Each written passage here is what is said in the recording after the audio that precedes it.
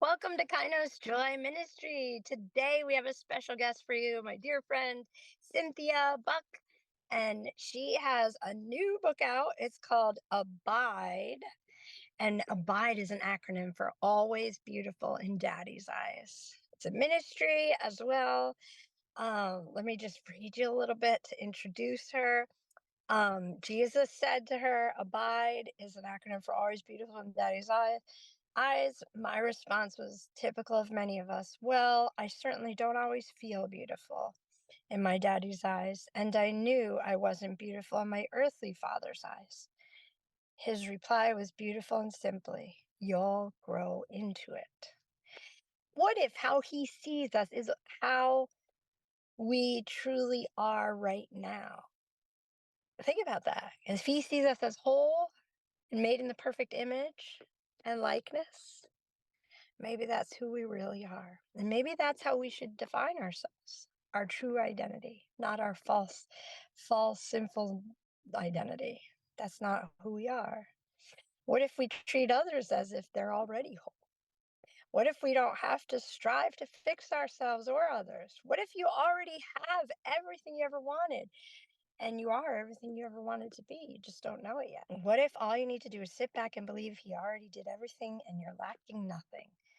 Could he be looking at you right now, seeing you as righteous as Jesus? I know you're going to love this episode, so stay tuned. She's going to be with us shortly. I'm ready.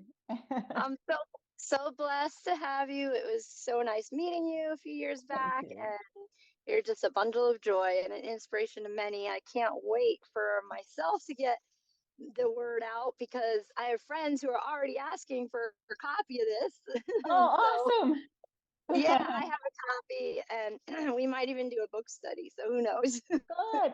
I'm in the process. I'm really wanting to put together a workbook. So I'm hoping that Okay. I can do that at some point. So Yeah, yeah. Robin Smith did that with her Is Finished book too. Like she Yes. made a book and then a workbook, and it's Yeah. just beautiful what people are doing. I would love to hear all about first if you want to tell us like a little bit just about yourself, who you are, where you're from, just a little snippet of your life, and then we'll get Okay. into like the writing All right. process. All Okay? right. Sounds good. Yeah.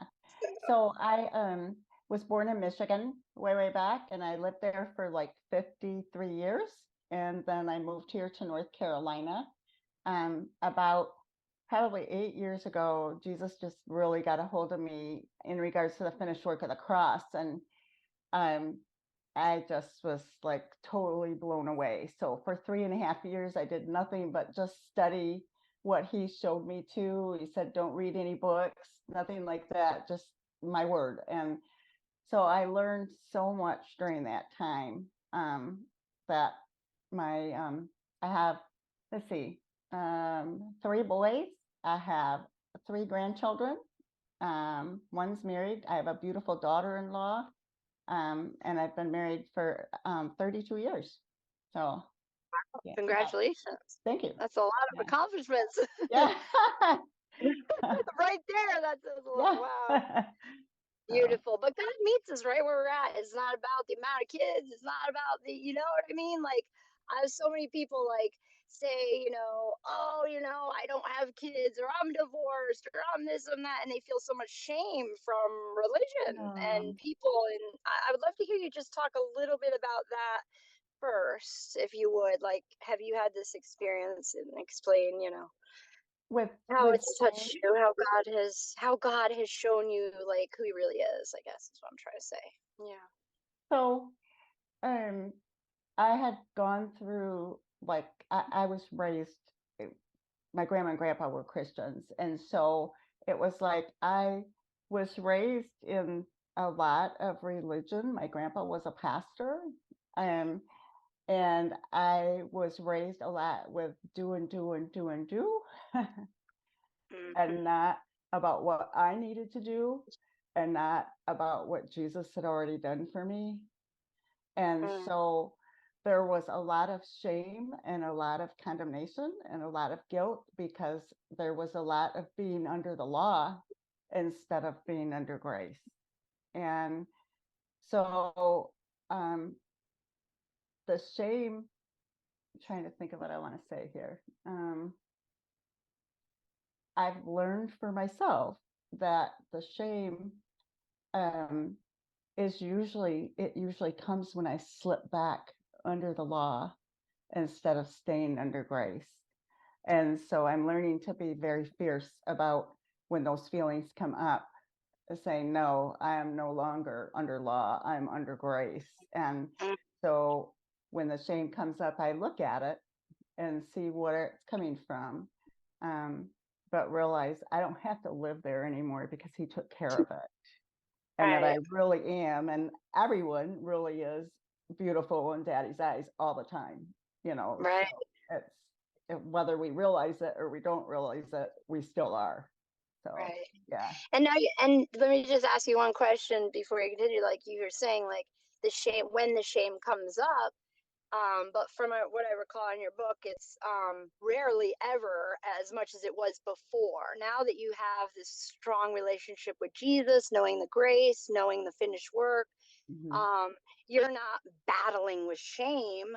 You're noticing it when it comes up, and you have the power of Christ within you to recognize it as being separate from God. It's not part of God to give No. shame and condemnation. You recognize, and isn't that it just beautiful enlightenment right there?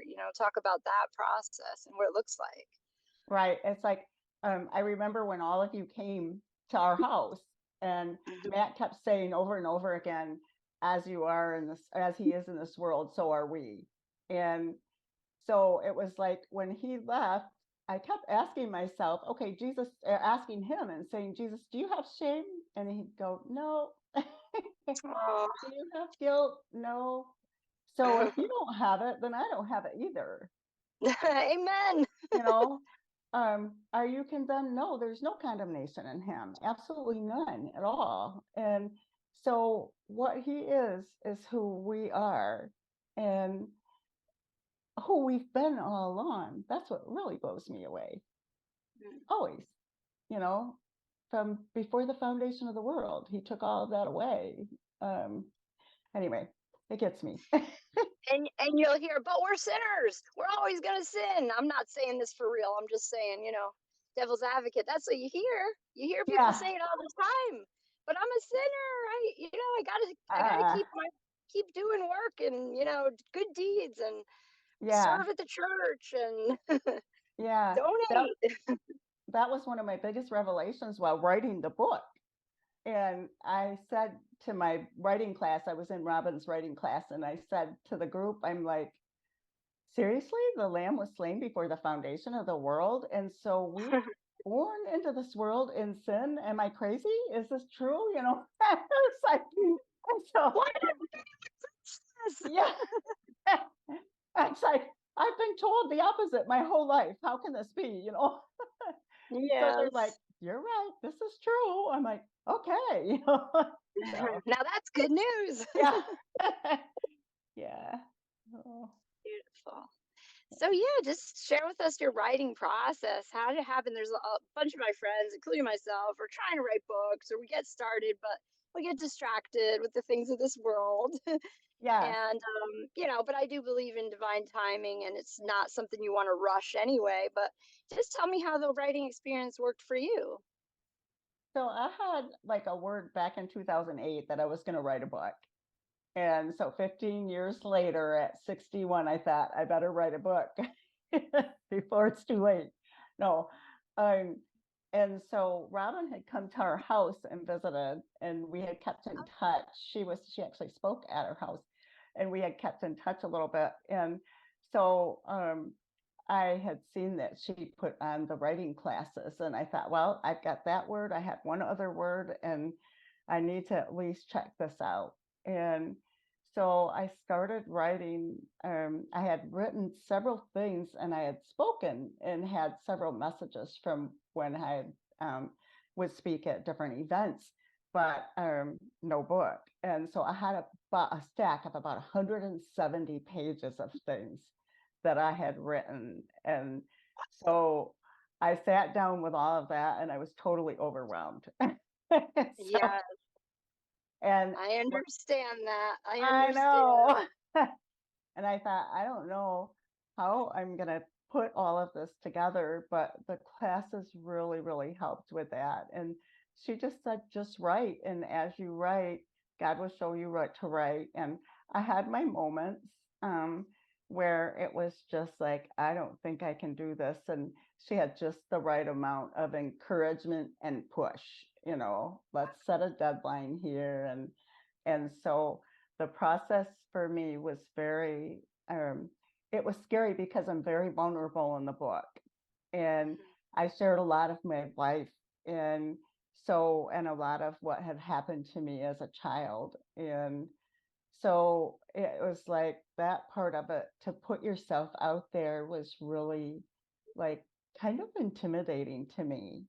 Sure. um but again, just kept walking through the process, and she kept telling me, okay, let's get this many chapters done by this time. And I hadn't planned on putting the book out until October.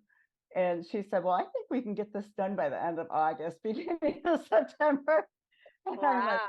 oh my gosh. So we ended up publishing it on August 28th.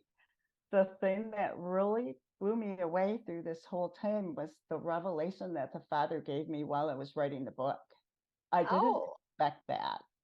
And Oh, do tell. yeah, and it was a little bit scary putting it out there because I really hadn't had time to sit in it, but I knew it was from him. And um, so yeah, that was pretty much my process. So Mhm. yeah. Yeah. So tell us a little more about that revelation that he gave you while you were writing the book. Well, one of the things is that I really sensed while I was writing it, that he kept pointing to, but I really couldn't put it into words until after, was that there's a lot of power in our vulnerability. And it's like, as we're vulnerable with one another, I think sometimes we have a tendency to put on a mask because we don't believe that he's already finished everything, and we really don't need to put on a mask. Um, and so it was just, there was a lot of vulnerability in there, a lot of power in vulnerability. um, he gave me, he just that I was valued before the foundation of the world, that we are valued. We have always been valued, Wow. always. And The, the lost coin never lost its value, right? Yeah. yeah, and Wow. I had like this like I hadn't felt real valued because my mom was pregnant before she was married, and she was a pastor's daughter, and that just wasn't a really, big thing. And I wondered if I was really meant to be. All of those things are in my book, and I didn't know. And he just showed me that he had always wanted me, and he has always wanted every single person in the world. And so I was just like, oh my gosh, this is true. I just sat there through some of it and I just cried because Mm, I couldn't believe that that was true about me and true about the world. And mm, just a revelation of how much he loves us even more than what I had. And I'm still, every day, I'm still learning, different parts of inside of me are just learning how to accept and to rest in his love more. mm. So yeah, Wow. yeah, but Wow. Sounds like it really was a heart change for you, and just the way you articulate the message of grace to people. Do you find just as you're going about your day, like occasionally telling people about the gospel? I mean, not in a high pressure way, but like if it comes up, or do you like, how do you spread the good news? I know you do make posts on Facebook and such, but it's just such good news, and I know you have so much to offer. You wrote a whole book, but I'm curious about just what does that look like? How do we spread the good news when so many people have been so scarred by evangelicals that they, if you say the word Jesus loves you, sometimes they just turn off their brain. They don't want to hear it because yeah, they're afraid of what they might hear that comes next, yeah. so. I was Right. always curious how people, talk to, if it's a stranger or someone you're just getting to know, or someone asks you a question about God, or how would you respond? Sometimes I'll just say he's so much different than I ever thought he was. you know Mm. and a lot of times it will be like different prophetic words that he'll give me, like if I'm in Walmart and I'm walking by somebody. There's been times he's said, give her some money and tell her I love her, and just simple things like that. When I was in India, it was just, I noticed a woman that was sitting off to the side as we were walking down, and he said, smile at her, just notice her. And that was it. And so it was like I smiled at her and you could just see her whole face just melt, and her whole countenance. She gave me a great big smile back. And it's like, I just realized that love really doesn't have any barriers. You That's know, beautiful. it really doesn't. If we're loving the people that are in front of us in whatever way he tells us to love them, it's life changing. It's just, please just notice me sometimes. It's like just Yeah. noticing people around you. It can be as simple as that. you know Hmm. so yeah. And you have a ministry partner, or you're in a ministry, Abide Ministry. Yeah. How did that come up? How did that come about? That In was 2000, before the book, right? Yeah. I was in a ministry school myself, and there were three of us. One lady started it and asked a couple of us to do it with her. And I was both staff and I was a student at the same time. And Hmm. so what I noticed while I was there were so many people that didn't have an outlet for what God had called them to do. And so originally Abide was for I my heart was to build platforms for other people to step into what God has for them. And so we started our first conference. We had like a pampering night for a bunch of women, and then we had the next day we had several speakers. And so we've been doing like maybe one or two conferences a year in Michigan. Oh, um wow. yeah, and now it's gone down to about once a year in the fall that we're doing it. And it's there's people that have started, like this last one that we did. It was so much fun because the children of the women that have been coming since 2011 are now growing up, and they actually ministered with us.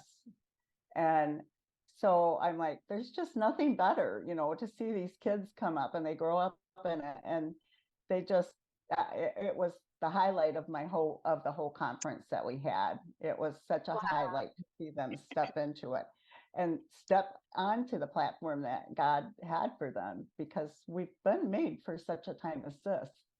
And Wow. for these younger kids to realizing it, I think that's my heart too, is that I wish I would have known some of this way before I turned 53. You're so lucky to understand and to know about his finished work. I'm At a young not too far behind you. I'm 43, so. Oh, really? Not too much. I'm 62 now, so that's a lot. Oh. So, yeah, yeah. So what was going on with the kids? Did they tell me more about what that looked like and the natural, like, you mean they were they giving sermons? Were they just worshiping, or giving youth messages? They came up Well, and they spoke to us. Some of them prayed over us. Some I wow. Lila's granddaughter was there, Lila Cook, and her Lila granddaughter Cook. I was were gonna there. ask you if you Yes. know her. Oh, Yeah. it was awesome. And so we had her come and speak, and she brought her granddaughter and her daughter. And oh, it was beautiful. Her granddaughter got up and shared. And it just, I mean, because Lila and her daughter were in the background just crying. She had never been to a church before, and she said, this is so cool, you know. And my daughter-in-law was there, and she had gotten a word, and she was raised Catholic and has never really been to a church. It's the first time she's ever seen women speak. um so all of the stuff, it just, we could just tell that God was just loving so much on these two. It was very cool. So That's beautiful. I love it. I have a strong heart for children's ministry as well, yeah, yeah, as you know. yeah. I Yeah. know you do, and your book was awesome. Oh, The rainbow. Rainbow I Wings. love. Oh, Yes, yeah, thank you. Thank you. really good. Appreciate that. So what's next? You've done so much already, but what are you thinking about lately? Are you gonna write another one or take a break or you just want to go Um, on vacay, a retreat somewhere? yeah. So I last year I got asked to speak at a conference. It's called Balance, and they asked me if I would speak on emotional balance, and I just laughed. I felt a little bit like Sarah, when God told her that she was going to have a baby at 100. And Yeah. I thought, emotional balance? I'm like, my verse for the first, I don't know how many years of my life was lead me on a level path, so so but it's like God has just been downloading a lot of things about emotions and about shame and about loving us in our messes and all of those things that, like I said, we tend to just want to just hold up a mask or whatever and not allow him to look at those things. And so he's talking to me a lot about that. And I think there may be a book on the horizon about emotions, but I am not sure. I'm leaving that with the Lord right now. I'd love to write a children's book about being always beautiful in daddy's eyes. Oh, it's That's beautiful. been in my mind. And then the workbook. Those are the three things that I'm thinking about. I travel back to India in January again with a couple women taking a team with me this time. So that's there. But now, right now, between November and December, other than this, I'm just kind of taking a little bit of a break and resting and just enjoying him and, yeah, his peace a lot. So, Yeah. yeah. Is that trip to India like a yearly thing and is it through your ministry or just I a don't few know if it's people? gonna be or not. Last year was the first time that I went, and um, got to know there's a family there. They're younger, 35 and 40, and they have two daughters that call me grandma. Um, and so we just went all over and we just preached the good news and just shared with people about how much Jesus loved them and such a loving culture. It was really fun to be there.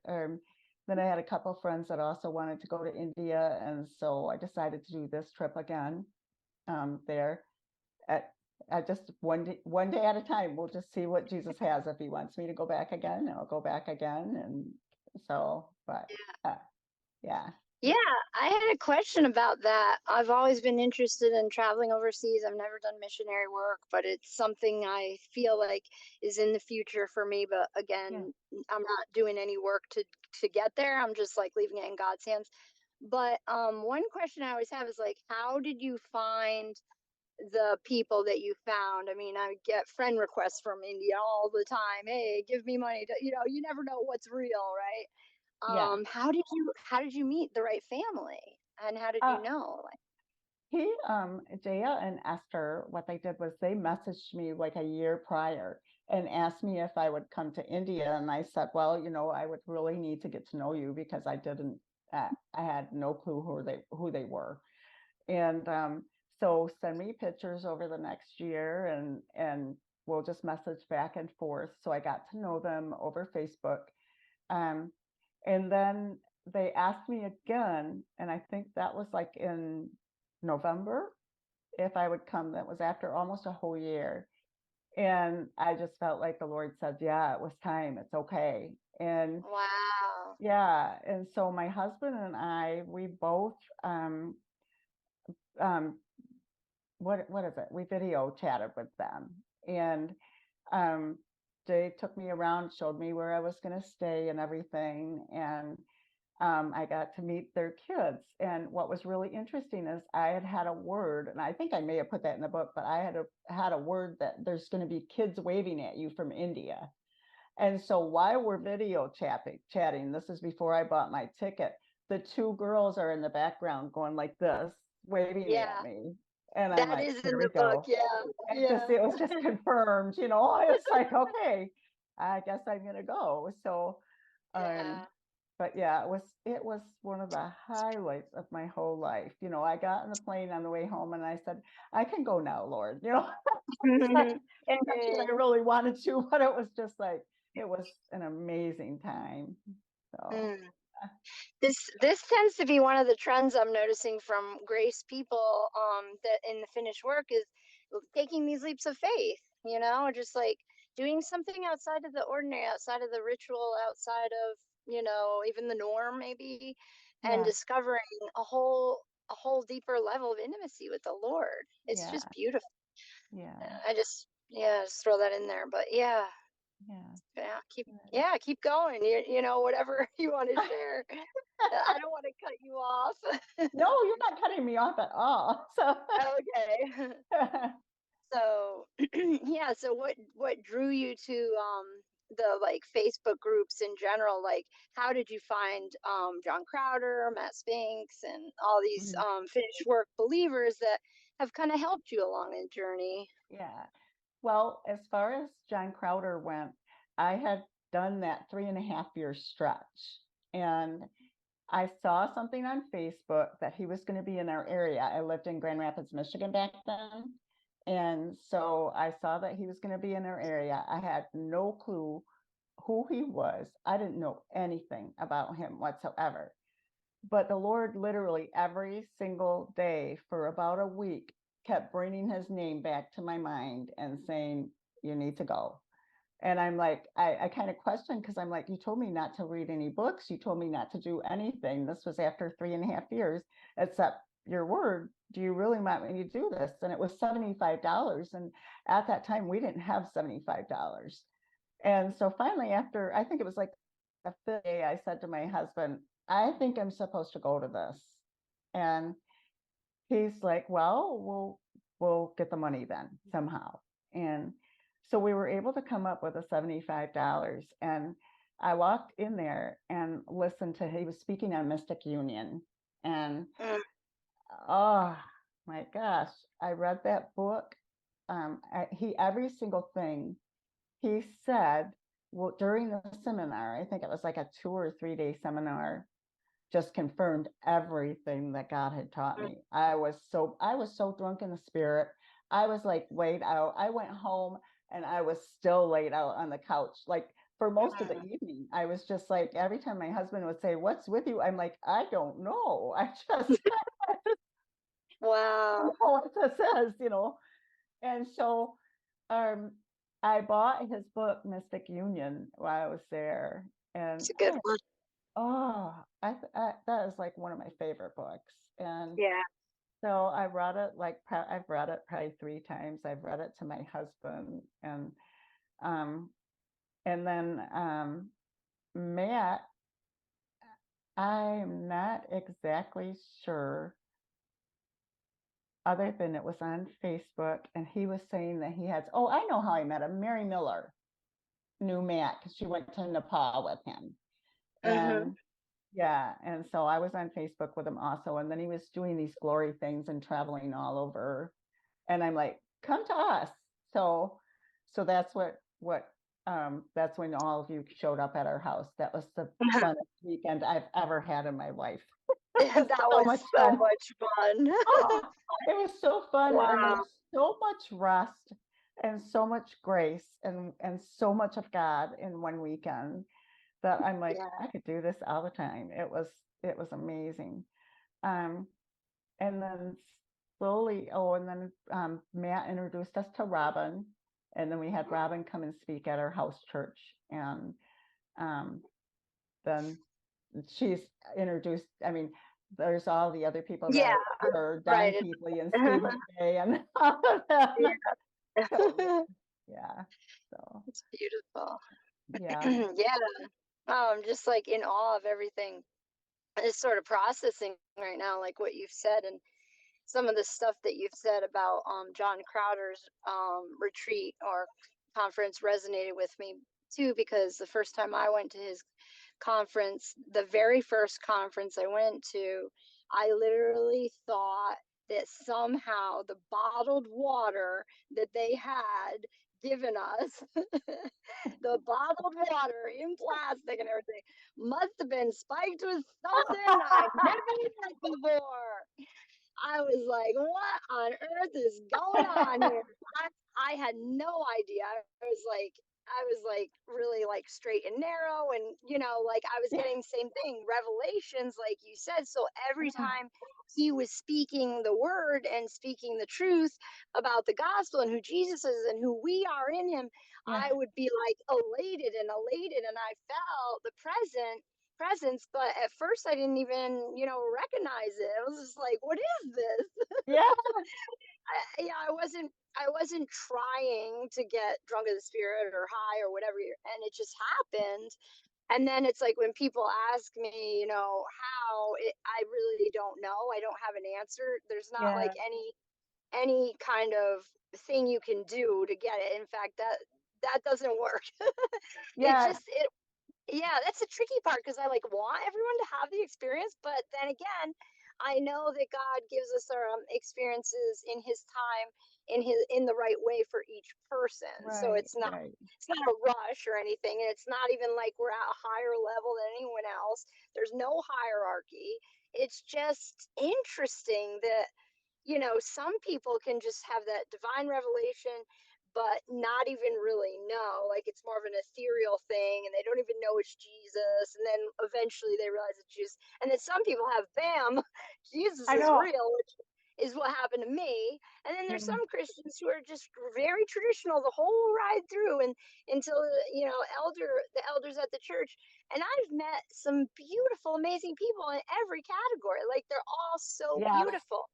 I Yeah. used to judge like the religious ones, this, that.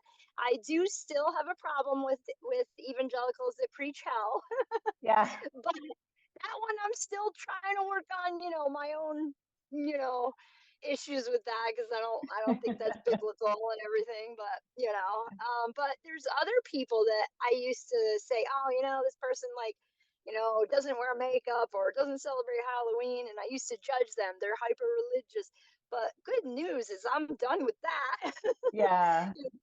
So he's been showing me that, everyone is righteous. It's not just those who do the righteous things. And it's also not just those in the grace Right. camp either. It's Right. so That's one of the beautiful. things that he showed me in writing the book was it just like it's like anytime we focus on our behavior, it leads to performance. Mm. Tree of knowledge. Act, Mm. you know, and Yuck. anytime we focus on him, it leads to us being compelled by his love to do what he's called us to do. And that's Mm. where the huge difference is because then it's not about us, it's about him. Yeah. And I love that. I've spent way too many years with it being about me, Mm-hmm. doing the righteous thing or the right thing. And knowing now that it's just him in us that does the right thing is just, oh, it's such freedom. So There's so freeing. much freedom in that. It's like I don't have to strive anymore. Oh, Yeah. oh yeah. So, yeah, for those that don't know, like the experience the charismatics have, what's the difference between like experiencing being high or drunk on God, and the difference of between that and like people that actually are just drinking alcohol? Like, what does it mean to you? What is that? Like, I'm just thinking of people I know at my church, you know, they'll hear that and be like, what on earth is this, like some sort of cult? You know what I mean? So Yeah. um, like, I don't know if I'm saying it in the right way. Can you No, shed some light on that for us? Like what it's all about, and his goodness, or yeah, I don't know. I think what I've seen personally is like alcohol, it it pushes you down. Mm, It's not really a high, it's not a lasting high. Um, that's and it's something usually that we do or that others do because personally that I had done because I wanted to push feelings down instead of look at them. And Mm, with Jesus, there's so much peace. There's not that peace when you're drunk on wine. mhm, So much peace when you're drunk on him. And it's mm, so fun. I mean, it's like it's I don't it's one it like he says in Song of Solomon, it's like we're drunk on his love. mm, So mm, not on wine, on his love. And that's so, so, so much better. So much mm. better than the other. So Yes. I like his Yeah. peace a lot. Yeah. I'm also recovering. I don't use the language that some people use, like, addict or alcoholic or stuff like that. But I Yeah. definitely had a problem with substances in my youth, and Jesus was really the only fix. I tried like step programs and things like that, but again, it Yes. was like do it yourself, and you had to do Yeah. something, certain things, and Jesus started unraveling that too for me, and pulling me out of that particular, and not for everyone. Some people it works really well, but for me it was just bringing me down into this rabbit hole of like do it yourself, Yeah. and it was kind of scary because they would say things like like if you drink, you're never going to stop drinking, and they would say it over and over. It's like almost like felt like brainwashing, like, oh my gosh, you know but then like I have a glass of wine once a year, like that's the thing I do. And it's okay, like it doesn't have to Yeah. be all or nothing, and it's but that's Yes. between me and the Lord, like it's not, as long as it's not something that you're doing like to like numb feelings, and no Yeah. condemnation if you do drink wine. I mean, we're not going to be religious about it either, but Yeah. for me, I can't drink it like every day because Right. my body doesn't react to it the way I did when I was young, and it just does bad things for me. So Yeah. It is but for me but too. yet It's in my family. again, So yeah. yet again, Yeah. he had me. Is really weird. I had like a Nancy Cohen thing. Like, I don't know if you heard her story, but when she was sober for like 20 years, and Jesus told her to drink the wine in the airport, and she thought, wait, is this a devil, or is this really you, Jesus? Yeah. Like, why would Jesus do that? But it unraveled like so much guilt that she had over the years. So she drank the wine, and when she drank it, and this is what I do too. You think about the blood of Jesus, and this is Yeah. coming straight from him. And then she was cured even more from her alcoholism because she didn't fear alcohol. She didn't fear Yeah. it. Like, God forbid you like, drink someone and by accident you drink alcohol or something, you're gonna be okay. you Yeah. know. So Yeah. it was just interesting, It's different good. different people's. Yeah, I think Uh, sometimes like the step programs and stuff like that. For some people they're really, really good, but for me it becomes about a performance again.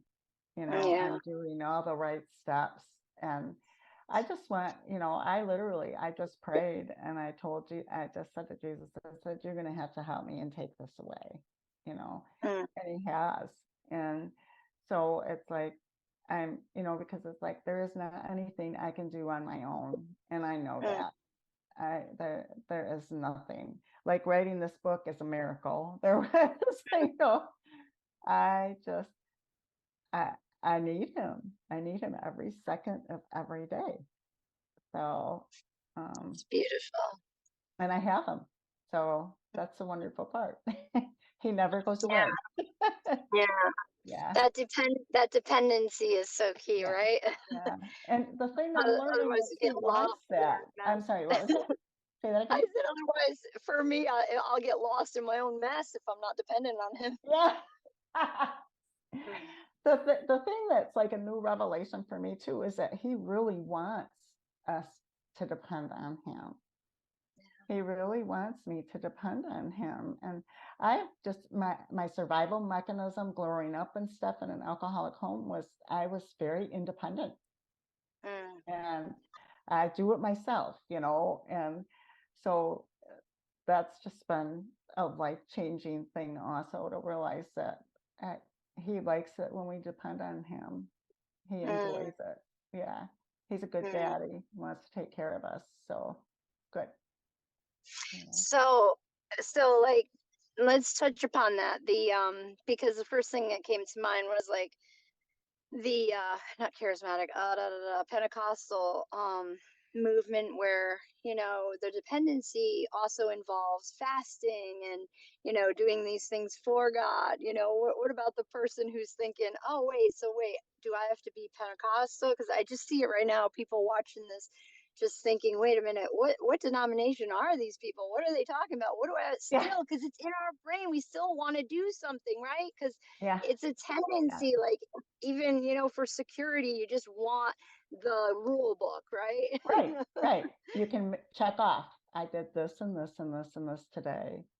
And Yeah, but what does it really look like? Not, so we're not saying like fasting and doing all these things, but what does it look like? What does it look like to really be dependent? Can you give us an example, um um, well, one of the or things that something from your book? Sorry. yeah. There's a delay. I'm so sorry. There's a delay on my side. I'll try to fix Okay. that in the editing. No, I like it. We should just keep it this way. You think so? Okay, okay. It's real. So I feel like I'm talking over you. Okay. no.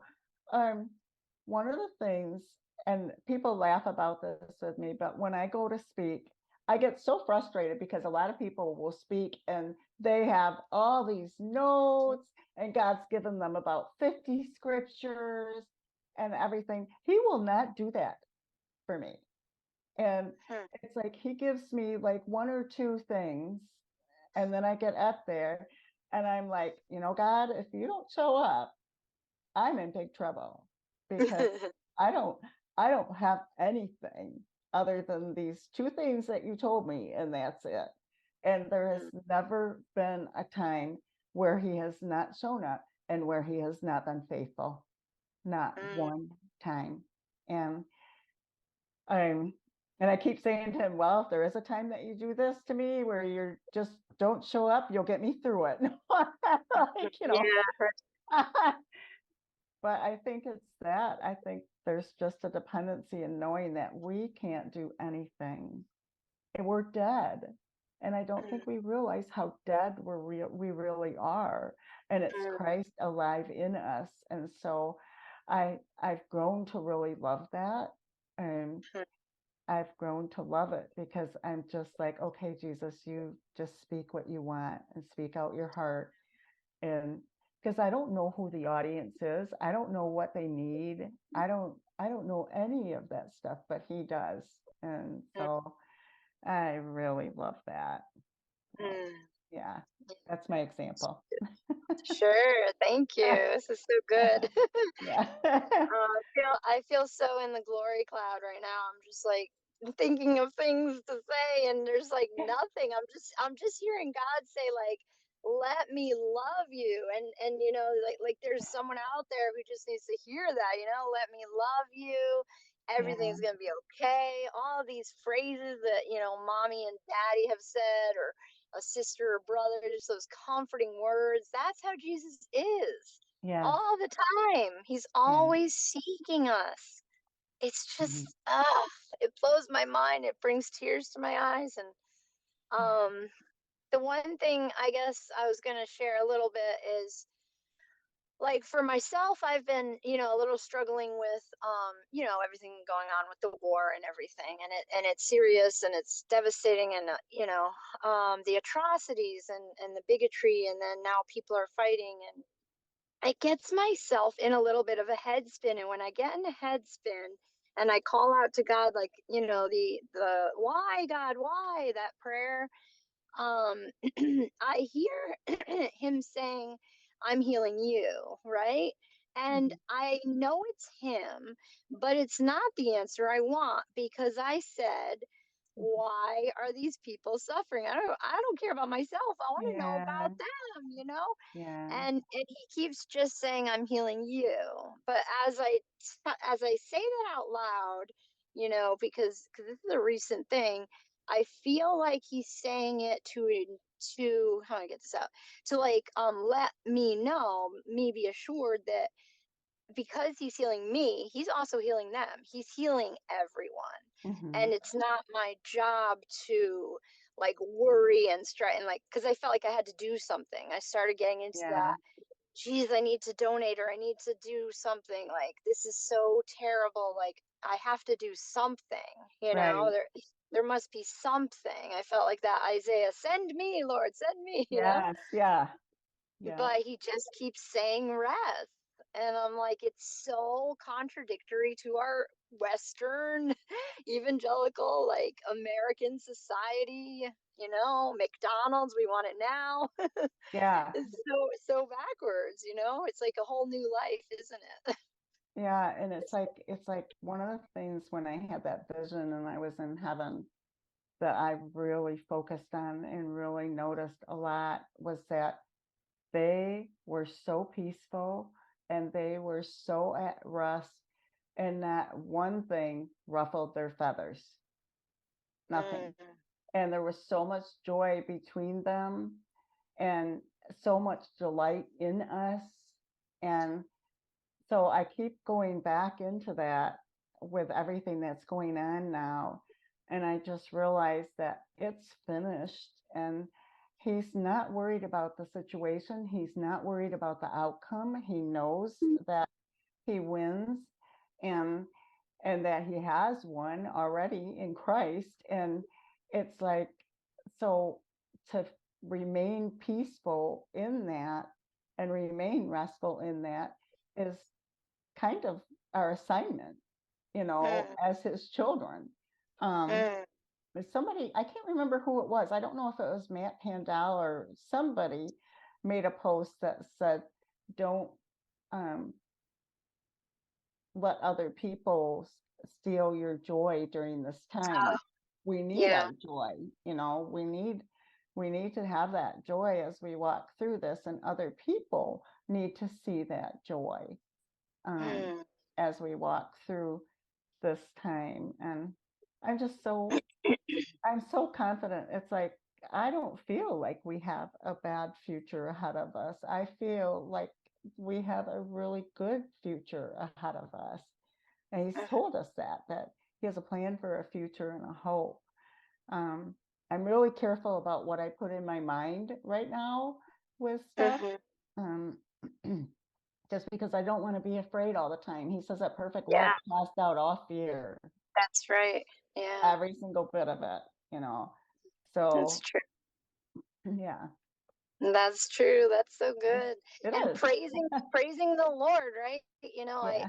I made like a silly dorky little TikTok video where I'm like I don't know what I just like was dancing to some Godfrey Birtle song and I was just praising the Lord and it was like right after the atrocities, but I really felt led to do that. Like, God, you're gonna do some miracles there. I just know it. And it was like Yeah. totally stress-free praising, total stress-free, just natural. It was a couple days later where I got real visceral and I cried and everything. But it was beautiful. And like people were commenting nice things, and all of a sudden I get all these comments like hate comments. And I'm like, oh my God, I got so scared. I lost my peace for a minute because I thought, oh no, people are thinking I'm taking sides with one or the other because I had like Jewish people upset with me and then Palestinian upset with me and like I have to pick a side, so I deleted it. I was like, Oh, oh, I know, I do that too.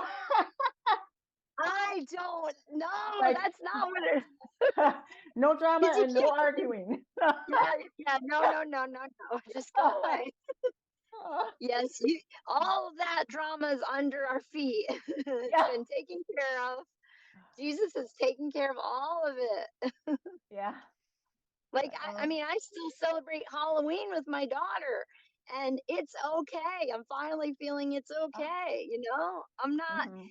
honoring the, evil spirits No. or whatever.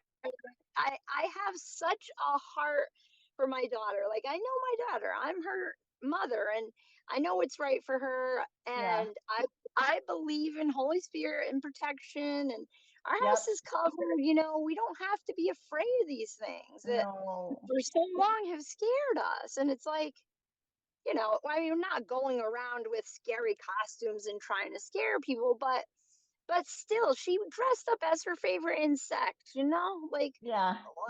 and she had so much fun, I know. but even that people are saying, well, what are you doing celebrating Halloween? I thought you were Christian, da da da. And I'm like, oh, I don't even want to explain it to people. Uh, it's like we can,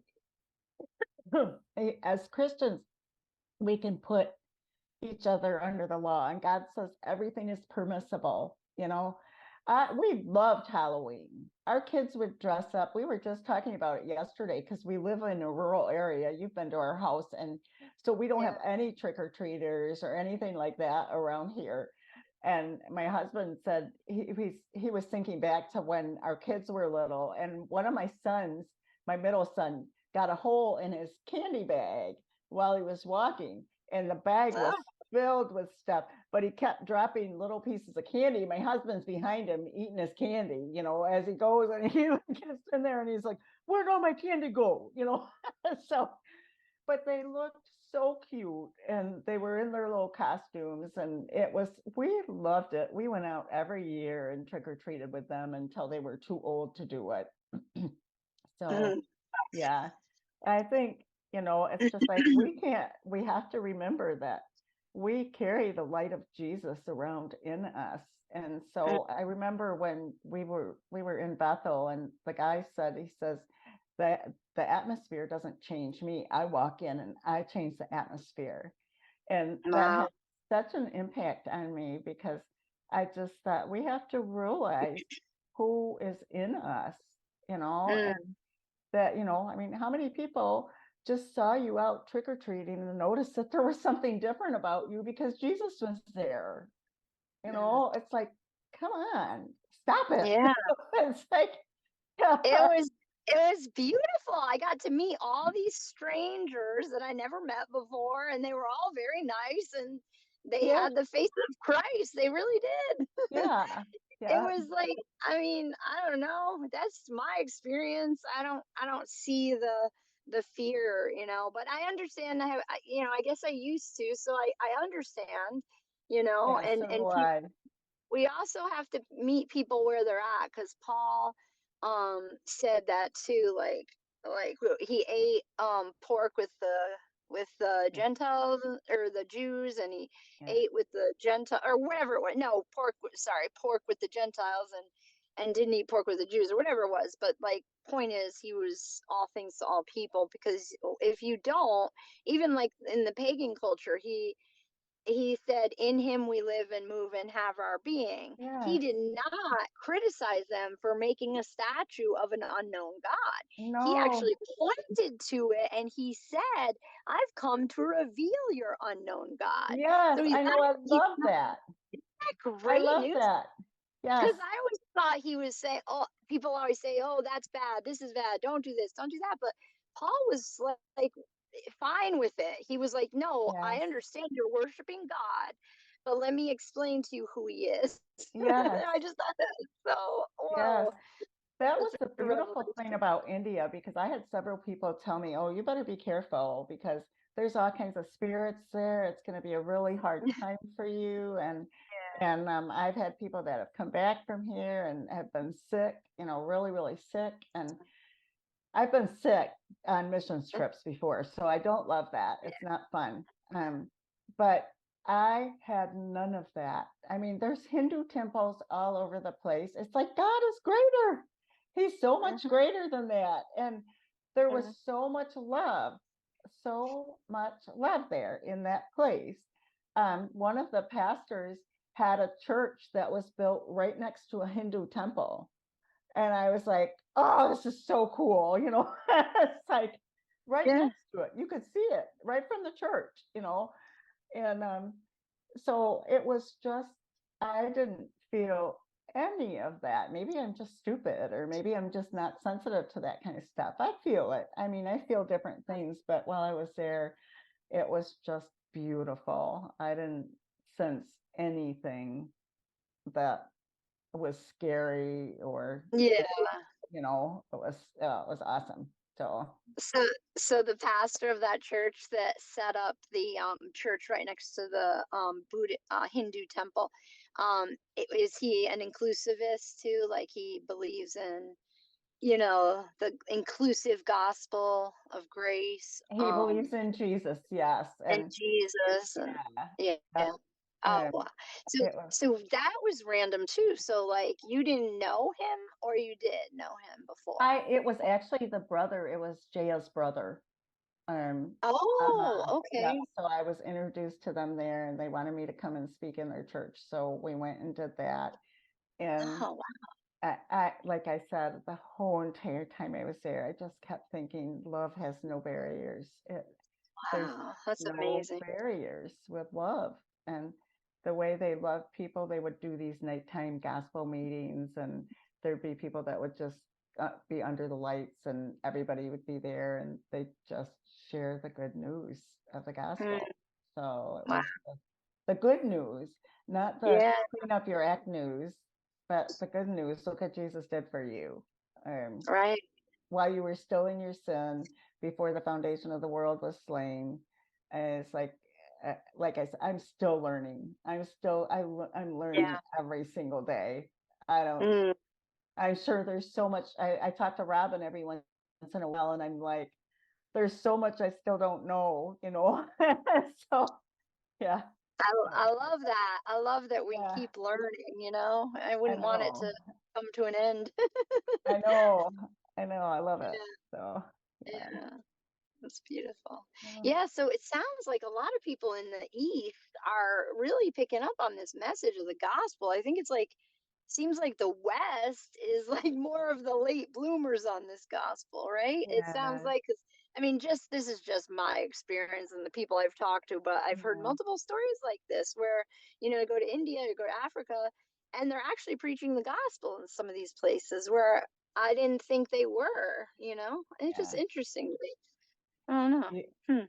you're hearing a lot more about the finished work of the cross all over the Yeah, place. I remember when yeah, I first started understanding this, everybody looked at me like I had fallen off the deep yeah, end, you know, yeah. Same, and I felt same. like I did. So I felt like I did. Um, Mhm. uh, it's like, and some people will listen and some people won't, but we were there too. That's the thing. And to my husband would remind me a lot. He would say, just remember where you came from. This is all new Mhm. for you too. Because I would just get so frustrated, you know. Mhm. And I'm like, they think I'm a heretic, and it just Yeah. kind of, you know. So that was one of my fears about writing this book, was I'll probably have 5 revised editions by the time I'm done. So because it's just like he keeps teaching us things all the Yeah. time. So Mm. yeah, I love that. So yeah, Well, remember, Jesus was a great heretic, supposedly too. So, I know, I so know. like, You have to remember that. yeah. Yeah. Mm. So The great offense, as John Crowder would say, the great offense, the stumbling block, right? yeah, It's unbelievable. that it's just It's too good to be true. it's too good. It's scandalous. Yeah, Oh, yeah. wow. So, and then worship music, you like Godfrey Birtle. Is there anything else that you like or you recommend for finished work music or?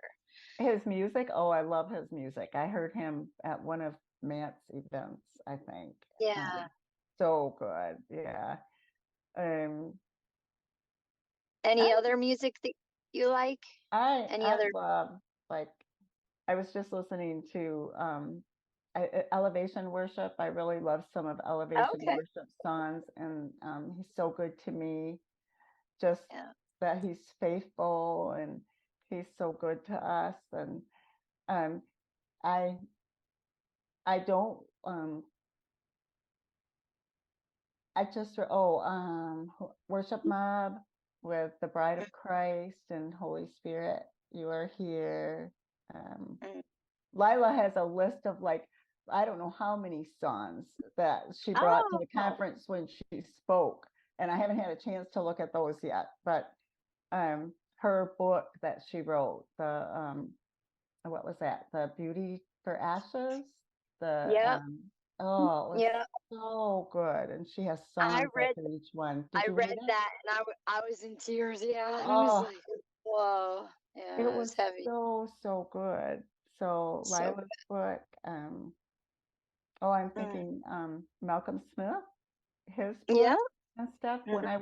When way back, the guy I dedicated the book to, you may have read that, but he had me listening to Steve McVeigh. That was like Mm. 30 some years ago, 40 Wow. years ago now. Oh my gosh, 40 years ago. It's like, Wow.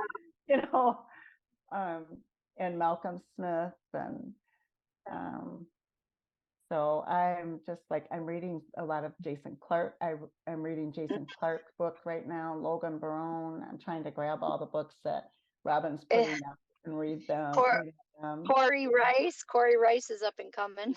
Yes, I know. I just saw that. That's today, right? I think today it was published. not not sure. You could be Okay. right. All right. Yeah.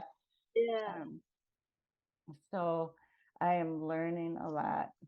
So That's so beautiful. I love that we have this online fellowship all over the world and yeah, we can get together and share the good news I because sometimes know. it can people feel lonely, you know. If even in the church, I feel like many people actually believe this, but they're at that stage where they do not feel comfortable sharing it I because know. I I, was there where I would just keep my mouth shut I and I just know. feel like the more we talk about it and like, break the ice, so they say, the more comfortable people will be, Right. just speaking up. And even the fact that we're women talking about it, it's Yes. harder for women sometimes because women have just been judged for so long as being in the back seat or you're just listening and being quiet. Yeah. So, Yep. And yeah, then you're he gives you amazing a woman. message. And then he Yeah. gives you a message like this and tells Yeah. you to go out and speak it. And it's like, a what? I Yeah. said, What are you talking about? why would you do this to me? No. Yeah. So, I I think Moses struggled with that too. He said yeah. he had like a speech problem or something, and he's like, "Yeah, go speak to the most important leader of the world at that time." That's like if God was gonna send me. I have an auditory processing disorder. That's like if God was gonna send me to go talk to the president or something. It's like, Yes. what? Are you kidding Yes. me? Yeah. Yeah. Wow. Yeah, it's a little bit like when he told me to come closer when I was in the throne room, and I'm like, I am close enough. Yeah. Close enough, God, But Mm, so he's so approachable and so beautiful, so kind, you know, mm, very, very different than what I thought. So, mm. yeah. Well, thank you so much for spending some time with us. I wanted to ask you one more thing. One more question I had is about sign language. We're doing a sign language program at our church. It was just something that the Lord has been speaking to me directly about Nice. to inspire the kids. And this isn't for a deaf community, at least not yet. Right now Yeah. it's just for the kids because it's Yeah. helping to whenever you use your hands for so I just think sign language is beautiful and Yeah. kids love to do it and Yes, and they and it, and do. it can help with Bible verses, Yeah. Jesus book, the Bible, loves me. That Yeah. so we have some easy signs, but we're also getting into some more challenging Okay. passages that have longer Bible verses, and we're making Oh, songs out of it, just making it the Bible really come alive, yes. and Yeah. if you have any experience, I'd love to, ask for your help. Yeah. If you have any input, or if Holy Spirit says anything to you, please share, because I'm If up for he, anything. It's a very new venture. yeah, I never knew I was hearing impaired until I was 21 years old. And Oh, I didn't I know that was about you. I was born with it, and Mm. did not know. When I was really young, my mom thought maybe I had a hearing impairment, and so she brought me to the doctor, and he said no, she just wouldn't be able to hear the flute in the band. That's it. And so I never learned sign language or anything, but I was a pro at reading lips because I had done it my whole entire life. And Mm. so but later on, somebody who had a hearing impaired brother, I was actually a nurse and I was working at the hospital, came up behind me and she said, um, "You've got a hearing problem." I said, "No, I don't." I said, "My mom just said I don't listen." And so I still remember that. And she's like, "You need to go get it checked." So I went and got it checked. And the audiologist said, she did all the words and everything, and I got everyone right. So I'm like, I'm fine. And then she took a piece of paper and she held it over her mouth, and I only got 6 out of I don't know how many words. I didn't get hardly. Wow. And so my audiogram shows perfect hearing in low tone, and then it drops down 60 to 90% in the rest of like high tones and stuff, which are many people's voices. So Hmm. but I never learned sign language. And my audiologist said to me, she says, "You're actually lucky."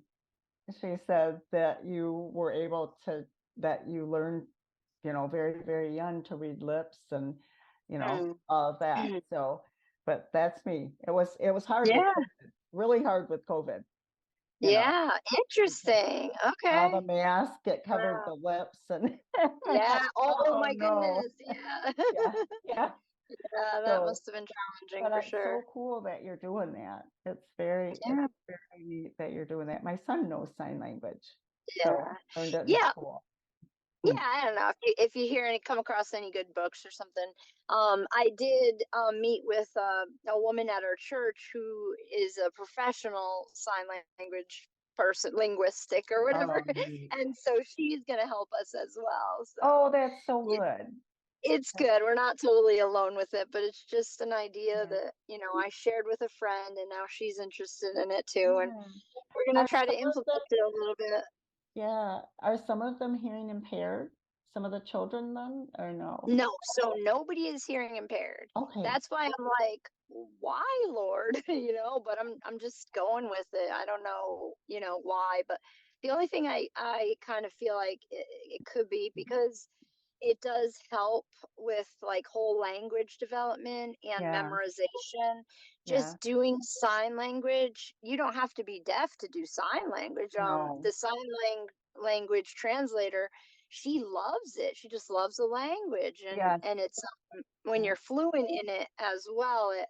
It really, brings it to a new level. Like I don't know, just really interesting to me. I've always been Yeah. interested in linguistics anyways. I'm a Yeah. Yeah. literacy specialist, and I behavior didn't. analysis. So yeah, Yeah. literacy, and I work with behavior needs kids. So Yeah. that's my passion. That's what I That'll love be to do. so cool because once they learn it, if they do run across people that are deaf, they'll be able to communicate with them too. And it So, helps with autism too, yeah. Oh, does it? because they have. So I work with well, I can't really talk about that, but I yeah, so because of confidentiality, Yeah. but in general, autistic children really need visuals. If you Yes. are talking, like do this, do that, they Yes. do not like that. It triggers emotional response, and Yes. if you just use less words and more visual tools, they respond Yeah. much more positively. Yeah, and so it helps them. My granddaughter is autistic, and Oh. she loves the thing Five Little Monkeys jumping on the bed. So I got her a Mm. little monkey finger puppet. And Oh, she was doing it while we were there, and we did it so many times. She actually said, 5 little monkeys, and then she went, doctor. And um, so it's like, you're very right about that. They love the repetitive and yeah, the more yeah, action, right? More yeah, yeah. actions than, okay, good. So she It's doesn't know more. stimulating. Yeah, Yeah. yeah. Yeah. Good. Well, that's exciting. So, yeah. Well, it's so nice to talk to you. I'm so glad we got to Thank catch you. up. Thank you Mhm. so much for the opportunity. I really enjoyed this tonight. So, Yes, me too. I okay. can't wait. All right. Yay! Love All you, right. Well, sister. take Thank you. care. God bless. All right.